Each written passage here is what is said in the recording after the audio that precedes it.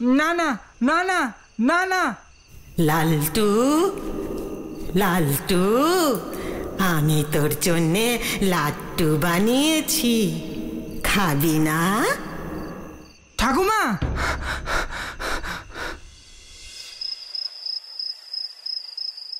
কি বলছিস লালটু? রাতে তুই তোর ঠাকুমার গলা শুনতে পাস? হ্যাঁ রে আকাশ, এখন এই ব্যাপারটা প্রায়ই হচ্ছে। বাবাকেও বলেছিলাম, বাবাও বললেন এসব নাকি আমার মনের ভুল। আর কি বললেন জানিস? কি বলল? এইসব নাকি হয়েছে আমি রাতে ভূতের গল্প পড়ি বলে। যেগুলি পড়ি সেগুলিই নাকি স্বপ্ন হয়ে রাতে আমার ঘুমের মধ্যে আসে। কিন্তু বিশ্বাস কর, ঠাকুমা স্বপ্নে এসে নাতিকে লাড্ডু খেতে বলছে। এমন ভূতের গল্প আমি কখনো পড়িনি। ভালো বলেছিস, ঠাকুমা স্বপ্নে এসে নাতিকে লাড্ডু খেতে বলছে। তুই হাসছিস পল্টু? যেদিন তোর সাথে এরকম হবে সেদিন বুঝবি। ও বরুণ জেঠু, তোমার সাথে এরকম কোনোদিন হয়েছে? আমার সাথে যেটা সেদিন হয়েছিল সেটা এর থেকেও অনেক ভয়ানক ছিল রে আকাশ, অনেক ভয়ানক ছিল। কি হয়েছিল তোমার সাথে বরুণ জেঠু? বলো না গো। বলবো বলবো, সব আজ বলবো তোদের, কিন্তু তার আগে যে একটু গরম গরম চা লাগবে রে বাছাদনরা। হ্যাঁ বরুণ জেঠু, আমি এক্ষুনি রামু কাকার দোকান থেকে তোমার জন্য গরম গরম চা নিয়ে আসছি।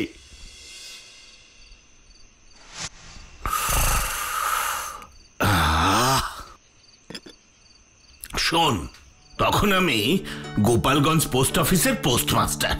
গোপালগঞ্জে আমি প্রায় 5 বছর কাটিয়েছি। অনেক লোকজনের সঙ্গে আমার খুব ভালো পরিচয় গড়ে উঠেছিল। পোস্ট অফিসের কাজ সেরে মাঝে মধ্যেই তার বাড়িতে গিয়ে সময় কাটাতাম। এরকম ভাবে ভালোই চলছিল। আর এই করতে করতেই গোপালগঞ্জের একজনের সঙ্গে আমার খুব ভালো বন্ধুত্ব হয়। কার সাথে বরুণ জেঠু, কার সাথে? প্রদীপ বাবুর সাথে। ওনার পুরো নাম ছিল প্রদীপ কুমার চট্টরাজ। বয়সে আমার থেকে 2-5 বছর বেশি হবে, কিন্তু খুব খোলা মনের মানুষ ছিলেন প্রদীপ বাবু। কিন্তু ওনার সঙ্গে যে এরকম একটা ঘটনা ঘটবে কেউ কি জানতো? কি হয়েছিল প্রদীপ বাবুর সঙ্গে? বলো না বরুণ জেঠু। ওরে বাবা, বলছি দম নিতে দে, সব বলছি। আমার স্পষ্ট মনে আছে সেদিন পোস্ট অফিসে একটু বেশি কাজের চাপ ছিল, তাই সব কাজ শেষ করতে করতে রাত হয়ে গিয়েছিল অনেকটা। সে যাই হোক, সব কাজ সেরে আমি সাইকেল চালিয়ে বাড়ি ফিরছি। এমন সময় হঠাৎ পেছন থেকে প্রদীপ বাবুর গলা শুনতে পেলাম। তারপর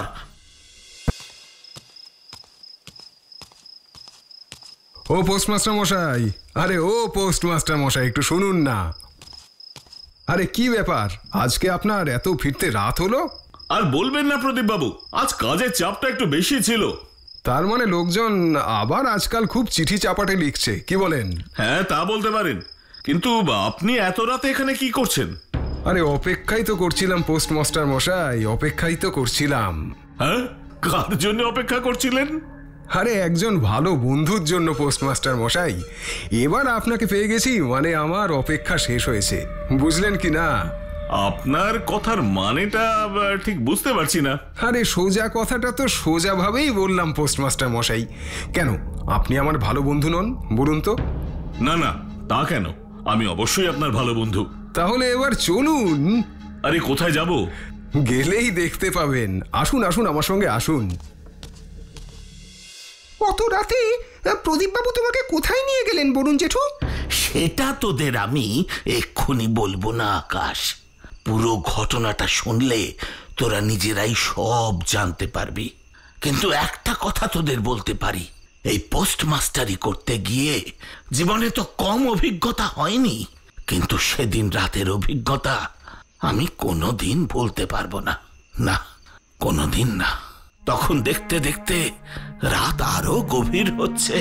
হাঁটতে হাঁটতে প্রদীপ বাবুকে আমি জিজ্ঞাসা করলাম, আপনি আমাকে কোন দিকে নিয়ে যাচ্ছেন প্রদীপ বাবু? এটা তো আপনার বাড়ির পথ নয়।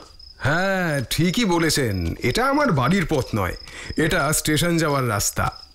এত রাতে আপনি আমাকে নিয়ে স্টেশনে যাবেন কেন? কি হয়েছে? আপনি কি কোথাও যাবেন? আমার তো আর যাওয়ার কোনো জায়গা নেই পোস্টমাস্টার মশাই। আরে আপনি এইভাবে কথা বলছেন কেন প্রদীপ বাবু? আপনাকে আগে তো এমন ভাবে কথা বলতে আমি কখনো শুনিনি।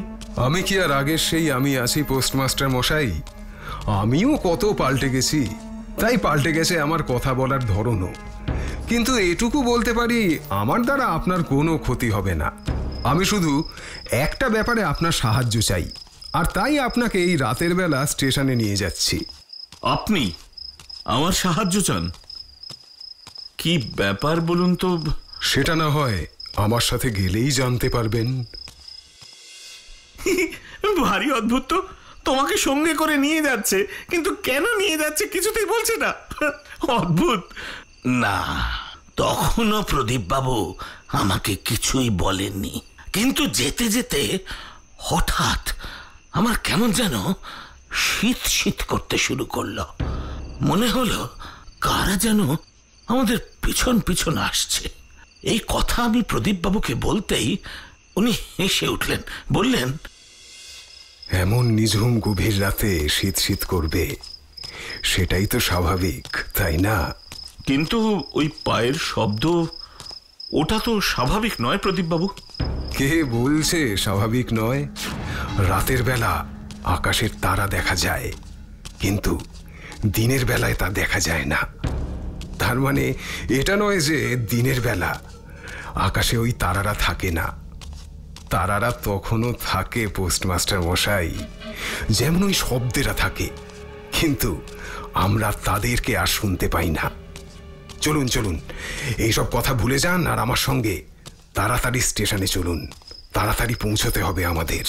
এ কি, দেখতে দেখতে রাত 12টা বেজে গেল। এখন স্টেশনে গিয়ে আমরা কি করব প্রদীপ বাবু? এত রাতে তো আর কোনো ট্রেন থাকে না। আজ থাকবে পোস্টমাস্টার মশাই, আজ থাকবে। স্টেশনে গিয়ে কি দেখলে বরুণ জেঠু? সত্যি সত্যি অত রাতে কোনো ট্রেন ছিল? ছিল।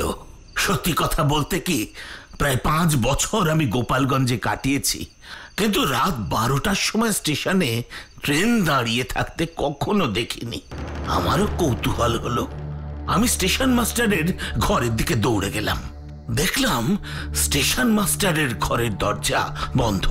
তারপর দরজায় কড়া নাড়তেই দেখলাম, দরজা খুলুন, ভেতরে কে আছেন? স্টেশন মাস্টার সাহেব, দরজা খুলুন প্লিজ। কে কে আপনি? এত রাতে কি চাই? জানতে চাই। বলুন কি জানতে চান? যে ট্রেনটা দাঁড়িয়ে আছে সেটা কোথায় যাবে? যেখানে আপনার যাওয়া প্রয়োজন সেখানেই যাবে। ট্রেন এক্ষুনি ছেড়ে দেবে পোস্টমাস্টার মশাই, তাড়াতাড়ি চলুন। এই ট্রেন চলে গেলে কিন্তু রাতে আর কোনো ট্রেন নেই। কিন্তু আমাদের তো টিকিট কাটাই হয়নি। কোনো টিকিটের প্রয়োজন নেই, আপনি যান ওনার সঙ্গে।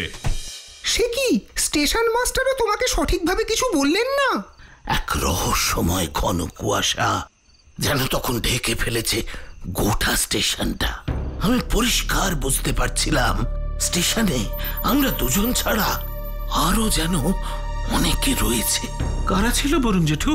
অসংখ্য ছায়ামূর্তি, যারা আমার চোখের সামনে দিয়ে চলাফেরা করছিল, কিন্তু আমি তাদের ছুঁতে পারছিলাম না, তাদের স্পষ্ট দেখতেও পাচ্ছিলাম না। তারপর তারপর কি হলো? তুমি ট্রেনে উঠলে? বলতে পারিস উঠতে বাধ্য হলাম।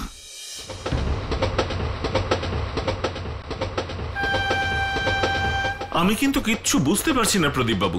আর একটু অপেক্ষা করুন পোস্টমাস্টার মশাই, আর একটু অপেক্ষা, তারপরেই সব বুঝে যাবেন।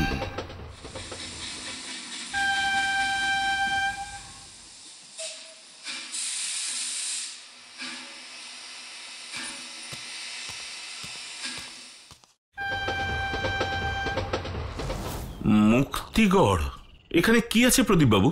ওই দেখুন বরুণ বাবু। ওখানে লাইনের উপরে অত লোক কেন প্রদীপ বাবু? গিয়ে দেখুন।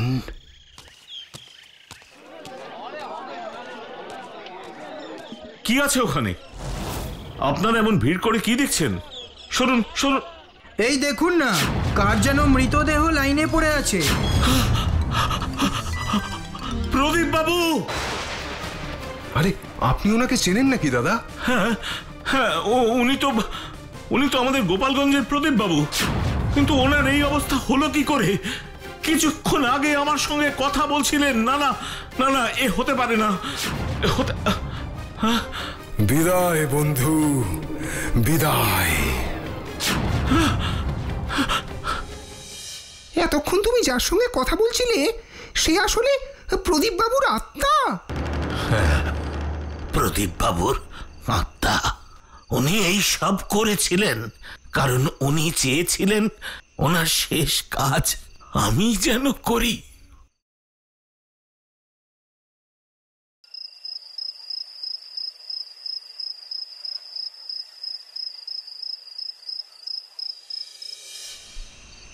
ও বরুণ জেঠু, আমাদের ছায়ামূর্তিগুলো দেখো কেমন ভূতের মতো মনে হচ্ছে। সত্যি রে আকাশ, নিজেদের ছায়া দেখে নিজেদেরই কেমন ভয় করছে রে। তাহলে বল, সে কটা দিন আমার কেমন ভয়ে ভয়ে কেটেছিল পল্টু? মানে তুমি কি বলতে চাইছো বরুণ জেঠু? ও বরুণ জেঠু, বলো না গো, বলো না, কি দেখে তুমি ভয় পেয়েছিলে? বলবো বলবো, আজ তোদের সব বলবো। তখন পোস্টমাস্টার হিসেবে আমি রাধানগরে পোস্টিং। সেখানেই একটা ছোট্ট বাড়ি ভাড়া নিয়েছি। 2 ঘর, একটা বারান্দা, সামনে একটা ছোট বাগানও ছিল। ছোটর মধ্যে বেশ সুন্দর। আর বাড়ির পিছন দিকে ছিল একটা ছোট ডোবা। বর্ষা হলেই সেই ডোবা থেকে ভেসে আসতো ব্যাঙের ডাক গ্যাঙর গ্যাঙর করে। ওরে বাবা, সে অসাধারণ লাগতো। দিনের বেলাটা বেশ ভালোই কাটতো, কিন্তু রাত হলেই এক ধরনের অদ্ভুত অনুভূতি হতো আমার। অদ্ভুত অনুভূতি মানে? তুমি ঠিক কি বলতে চাইছো বরুণ জেঠু? রাত হলেই জানিস, মনে হতো ওই বাড়িতে কে যেন হাঁটছে। বাগানের শুকনো পাতাগুলো থেকে খড়খড় করে শব্দ হতো। ওটা তো তোমার মনের ভুলও হতে পারে বরুণ জেঠু। এমনও তো হতে পারে রাতে হাওয়ায় পাতাগুলো নড়তো, বা কোনো বেড়াল, ইঁদুর, সাপ বা অন্য কোনো প্রাণী পাতার উপর দিয়ে চলতো। ওরে বাবা, সেসব প্রথম প্রথম আমিও ভাবতাম রে পল্টু। আর ব্যাপারটা আসলে কি সেটা দেখার জন্যে আমি একদিন রাতে টর্চটা জ্বালিয়ে বাগানটা ভালো করে দেখছিলাম। কিন্তু হঠাৎ দেখি। কি কি দেখলে বরুণ জেঠু? দেখলাম, আমি জানি এই বাগানে কেউ না কেউ অবশ্যই আছে। সামনে এসো, এসো বলছে। এ কি, হঠাৎ করে সব আলো এমন দপদপ করছে কেন? আমি তো কালকেই টর্চে নতুন ব্যাটারি লাগালাম, তাহলে আমার টর্চের আলোটা এমন করছে কেন? না না, টর্চটার তো এমন হওয়ার কথা নয়। এ কি, টর্চটা নিভে গেল কেন? হ্যাঁ, ঘরের আলোটাও দপদপ করতে করতে নিভে গেল। এসব কি হচ্ছে আমি তো কিচ্ছু বুঝতেই পারছি না। সব কিছু বোঝার চেষ্টা করবেন না পোস্টমাস্টার মশাই, কারণ সব কিছু বোঝা যায় না। কে কে কে কে কে কে তুমি? আমার পরিচয় আপনি কোনোদিনও জানতে পারবেন না, কোনোদিনও জানতে পারবেন না, কোনোদিনও জানতে পারবেন না। এ কি, কোথায় গেল? কোথায় গেলে তুমি? আরে সাহস থাকলে সামনে এসো, এসো বলছি। এই তো সব আলো আবার জ্বলে উঠেছে, কিন্তু কাউকেই তো দেখতে পাচ্ছি না। আর নিমেষের মধ্যে ওই লোকটা গেলই বা কোথায়? হ্যাঁ, সত্যি তো, গেল কোথায়? তুমি লোকটাকে আর দেখতে পেলে না? না রে, আর দেখতে পেলাম না। লোকটা কি মানুষ ছিল না, অন্য কিছু? বললাম তো তোদের আজ আমি সব বলবো। ঠিক আছে বরুণ জেঠু, তুমি বলো তো। রাতে অত কিছু হলেও সকালে আবার সব স্বাভাবিক। আমি সাইকেল চালিয়ে রাধানগর পোস্ট অফিসে গেলাম, কিন্তু আগের দিনের রাতের কোনো কথাই কাউকে বললাম না। কিন্তু পোস্টম্যান শ্যাম সুন্দর হঠাৎ আমাকে এসে বলল, আপনার কি হয়েছে পোস্টমাস্টার মশাই? কই কিছু না তো শ্যামসুন্দর। না, আপনার মুখ চোখ কেমন যেন শুকনো শুকনো দেখাচ্ছে। সাধারণত রাতে ঘুম না হলে মানুষের চোখ মুখ এমন হয়ে যায়। আসলে কাল রাতে তো লোডশেডিং হয়েছিল, তাই ঘুমটাও ভালো মতন হয়নি আর কি। লোডশেডিং? কই, আমাদের বাড়িতে তো কারেন্ট যায়নি।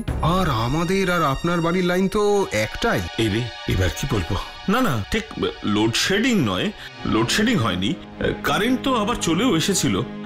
শ্যামসুন্দর শোনো, এবার কাজে বেরিয়ে পড়ো। অনেক চিঠি আছে, সব কিন্তু আজকেই দেওয়া চাই। সে আমি দিয়ে দেবো পোস্টমাস্টার মশাই, কিন্তু মনে হচ্ছে আপনি আমার কাছে কিছু লুকোচ্ছেন। আরে না না শ্যামসুন্দর, লুকোবো কেন? আর লুকোনোর কি বা আছে বলো তো? তুমি এইসব চিন্তা করো না, যাও যাও, নিজের কাজটা ভালো করে করো। ঠিক আছে পোস্টমাস্টার মশাই, আমি যাচ্ছি। তুমি শ্যামসুন্দর বাবুকে সব কথা খুলে বললে না কেন বরুণ জেঠু?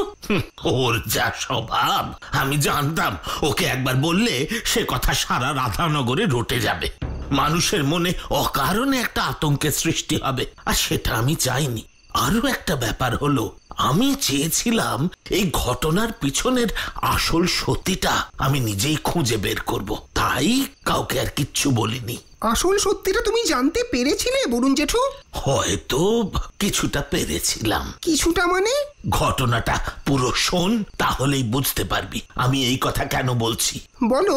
সেদিন রাতে খেয়ে শুতে শুতে বেশ দেরি হয়েছিল। ঘড়িতে দেখি তখন ওই রাত 12টা মতন হবে। তখন সবে চোখটা লেগেছে, হঠাৎ শুনতে পাই আমার পাশের ঘরেই কেউ যেন পায়চারি করছে।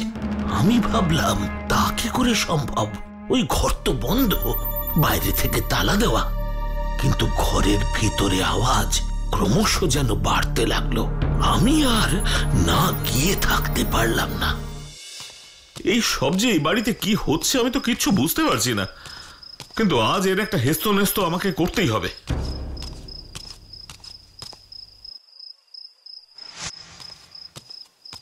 কে কে এই ঘরে? সাহস থাকে তো সামনে এসো। শোনো, এইভাবে আমাকে ভয় দেখাতে পারবে না, কারণ ওই সব ভূত প্রেতে আমি বিশ্বাস করি না। সামনে এসো, সামনে এসো বলছি।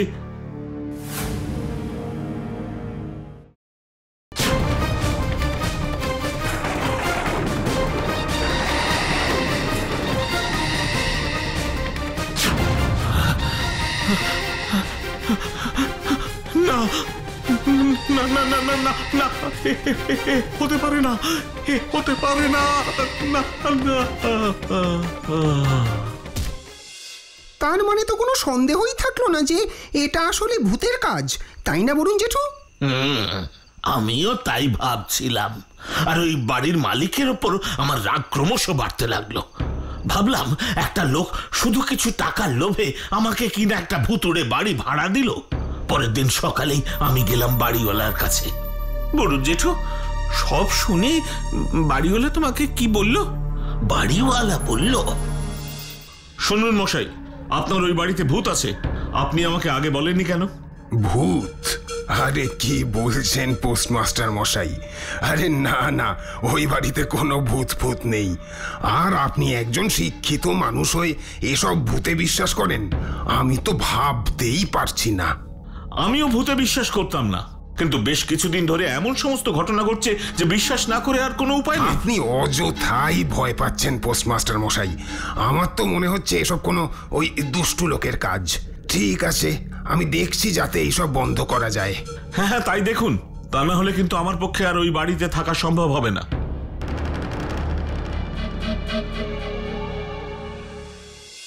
তারপর ওখান থেকে আমি সোজা পোস্ট অফিসে গেলাম। টিফিনের সময় শ্যামসুন্দর আমার কাছে এসে বলল, কি বলো বরুণ জেঠু? বলল যে, টিফিন খাবেন না পোস্টমাস্টার মশাই? না শ্যামসুন্দর, এখন আর টিফিন খেতে আমার ইচ্ছে করছে না। ইচ্ছে করবে কি করে?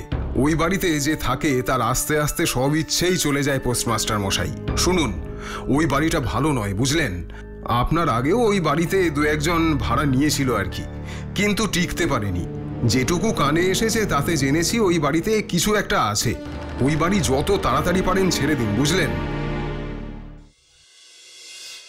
সে তো আমি ওই বাড়ি ছেড়ে দেব বলেই ঠিক করেছি, কিন্তু তার আগে তো ওই রহস্য আমি ভেদ করবই।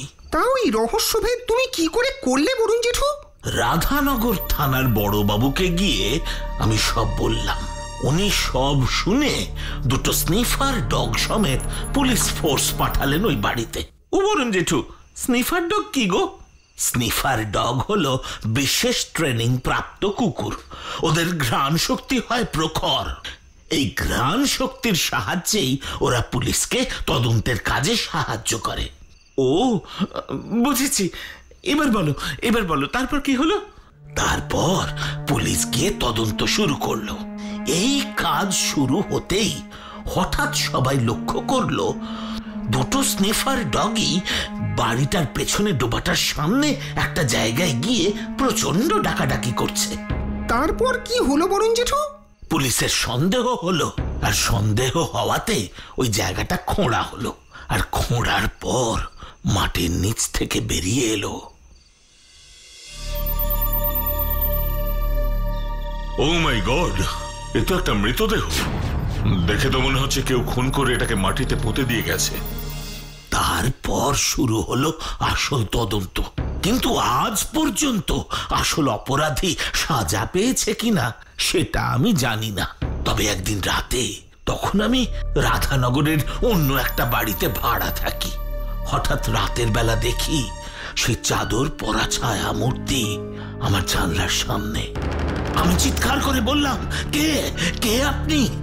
কিন্তু ছায়া মূর্তি কোনো উত্তর দিল না, আস্তে আস্তে চলে গেল। তারপর ধীরে ধীরে হারিয়ে গেল রাতের ঘন অন্ধকারে। তারপর আর কোনোদিন ওই ছায়ামূর্তি তুমি দেখোনি বরুণ জেঠু? না রে আকাশ, আর কখনো দেখিনি। এমন সব ভিডিও দেখতে হলে এক্ষুনি সাবস্ক্রাইব করুন Animatrix Digital. Bell icon click করতে ভুলবেন না কিন্তু।